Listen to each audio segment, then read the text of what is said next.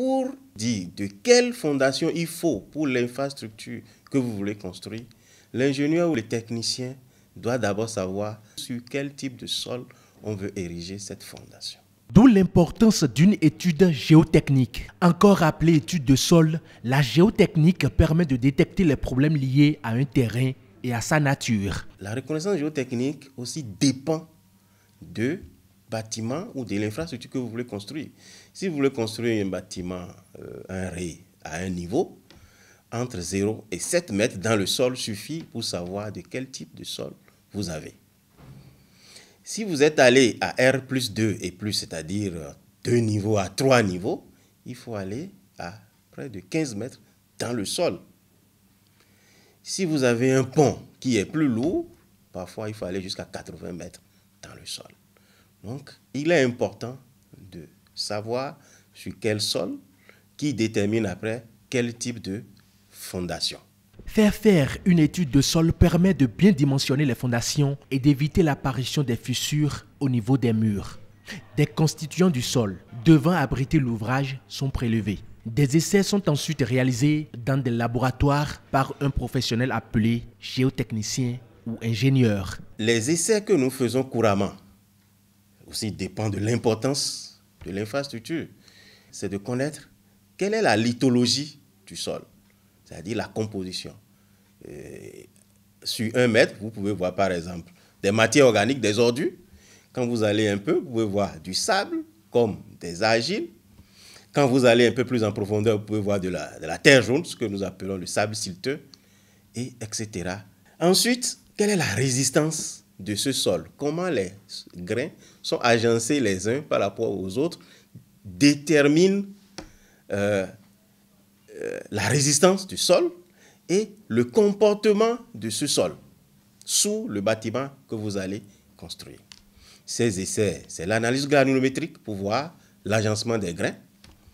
C'est les limites d'Atterberg. Les limites d'Atterberg, c'est pour voir la plasticité. Quand vous prenez le sol dans la main, qu'est-ce que ça donne? Est-ce que ça donne une pâte?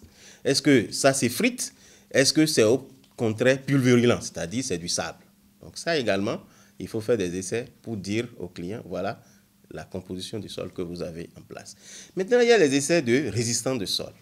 Les résistances de sol, nous avons plusieurs sortes. C'est les pénétromètres dynamiques, c'est-à-dire vous amenez un appareil, nous avons, pour vous voir, qui viennent s'enfoncer dans le sol. Et nous comptons le nombre de coups et avec l'avancement. Ça vous permet de dire, ah, votre sol, même si vous le mettez à 1 mètre, ça peut rester. Si vous pouvez aller à 2 mètres ou à 3 mètres également, donc ça, c'est le type de sol. Une fois l'étude terminée, la construction sera faite en fonction du type de terrain et des résultats obtenus.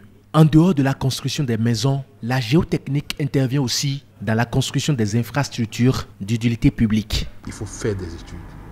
Il faut faire des études avant de mettre en chantier un projet. Et ce n'est que comme ça que nous allons faire tous les projets qui sont prévus au PAG.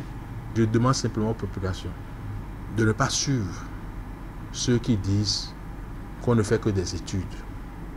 Ceux qui disent qu'on a pris 2010 milliards pour faire des études sans apporter les preuves. Non, il faut faire des études. L'étude de sol prend aussi en compte le contrôle de la qualité des matériaux de construction.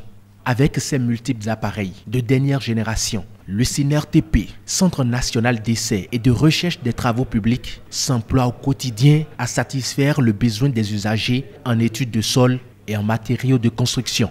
Il y a également l'utilisation des mauvais matériaux de construction. Par exemple, le ferraillage de la dalle n'est pas conséquent. Donc, ou des colonnes. Les colonnes, c'est les poteaux. Cet effondrement n'est pas bien construit. Et puis, il y a effondrement d'un seul coup. Donc, tout le bâtiment s'effondre d'un seul coup. Et il peut y avoir également les changements climatiques. C'est que vous avez prévu un débit d'eau sous l'ouvrage.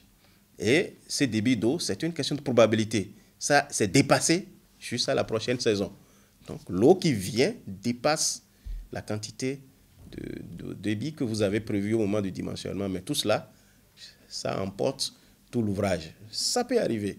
C'est les phénomènes qui sont prévues. Une mauvaise connaissance des sols et des terrains peut générer des dommages dont la réparation engendrerait des dégâts importants. L'étude de sol apparaît donc comme une obligation avant toute construction.